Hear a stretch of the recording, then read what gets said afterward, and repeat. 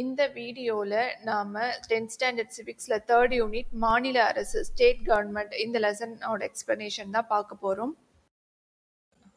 அதோட introduction first பார்க்கலாம். இந்திய அரசியல் அமைப்பு மத்திய மாநில அரசுகளுக்கான தனித்தனி நிர்வாக முறைகளை கொண்ட கூட்டாட்சி அரசாங்கத்தை வழங்குகிறது. இக்கூட்டாட்சியில் தேசிய தலைநகரான டெல்லி, 6 யூனியன் பிரதேசங்கள் மற்றும் 29 மாநிலங்கள் உள்ளன. மத்திய மாநில அரசுகளுக்கான ஒரு சீரான நிர்வாக அமைப்பினை ஏற்படுத்த அரசியல் அமைப்பு வழிவகுக்கிறது. அரசியல் அமைப்பின் பகுதி 6இல் 152 முதல் 237 வரையிலான சட்டப்பிரிவுகள் அனைத்து மாநிலங்களுக்கான சீரான அமைப்பினை பற்றி குறிப்பிடுகிறது. அரசியல் அமைப்பு சட்டப்பிரிவு 370 ஜம்மு காஷ்மீர் மாநிலத்திற்கு மட்டும் அளித்து வந்த சிறப்பு அந்தஸ்தை 2019ஆம் ஆண்டு செய்யப்பட்ட சட்ட திருத்தத்தின்படி நீக்கப்பட்டுள்ளது. மத்திய அரசை போன்று மாநில அரசுகளும் நிர்வாகத்துறை, சட்டமன்றம், நீதித்துறை என்ற 3 பிரிவுகளின் கீழ் இயங்குகின்றன. அதில் ஃபர்ஸ்ட் நம்ம மாநில அரசோட நிர்வாகத்துறை எக்ஸிக்யூட்டிவ் பற்றி பார்க்கலாம். அதுக்கு கீழே முதல் தலைப்பாக வர்றது ஆளுநர், தி கவர்னர். மாநில நிர்வாகத்தின் அரசியல் அமைப்பு தலைவர் ஆளுநர் ஆவார். பொதுவாக ஒவ்வொரு மாநிலத்திற்கும் ஓர் ஆளுநர் இருக்கிறார். ஆனால் நிர்வாக சூழலின் காரணமாக ஒரு மாநிலத்தின் ஆளுநர் 2 அல்லது அதற்கு மேற்பட்ட மாநிலங்களின் ஆளுநராகவும் நியமிக்கப்படலாம்.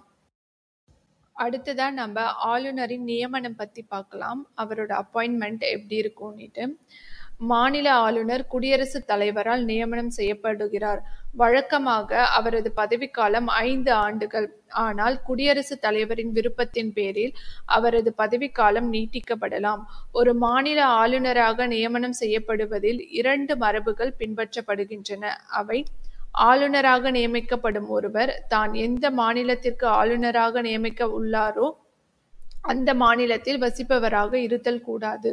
மேலும் ஆளுநராக நியமிக்கப்படும் ஒருவரை மத்திய அரசு மாநில அரசுடன் கலந்தாலோசித்து அவரது பெயரை முன்மொழிய வேண்டும்.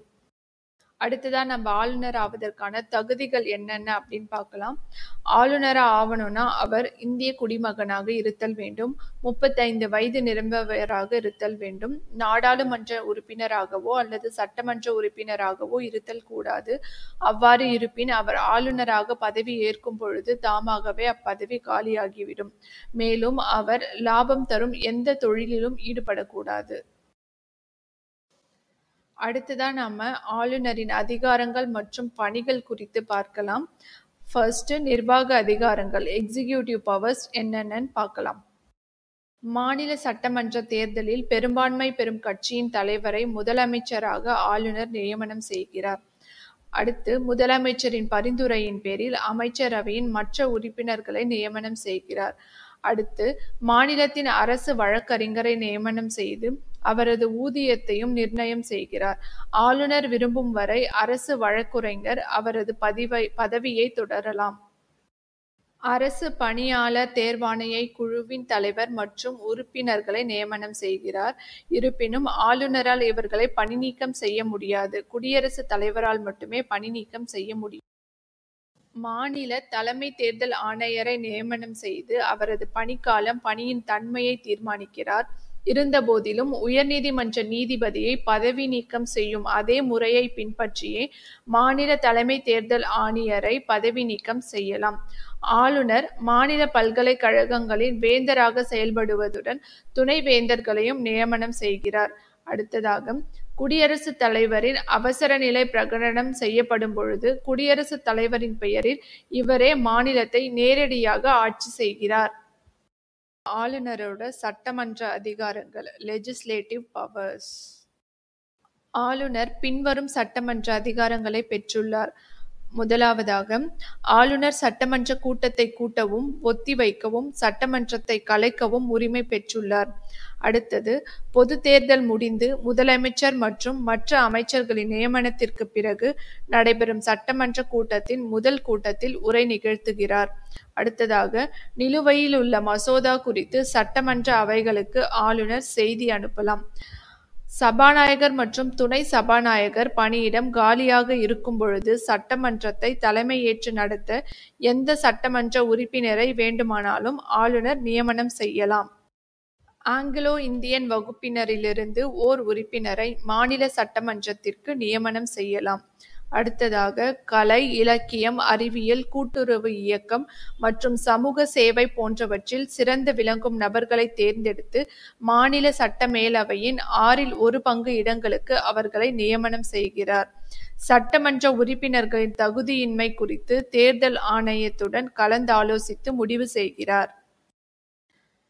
ஆளுநரோட அடுத்த சட்டமன்ற அதிகாரம்.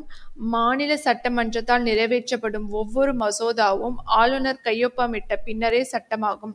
ஆனால் சட்டமன்றத்தால் நிறைவேற்றப்பட்ட ஒரு மசோதா ஆளுநர் ஒப்புதலுக்காக அனுப்பப்படும் பொழுது ஆளுநர் கையொப்பமிடலாம் அல்லது நிறுத்தி வைக்கலாம் அல்லது மீண்டும் மறுபரிசீலனைக்காக சட்டமன்றத்திற்கே திருப்பி அனுப்பலாம்.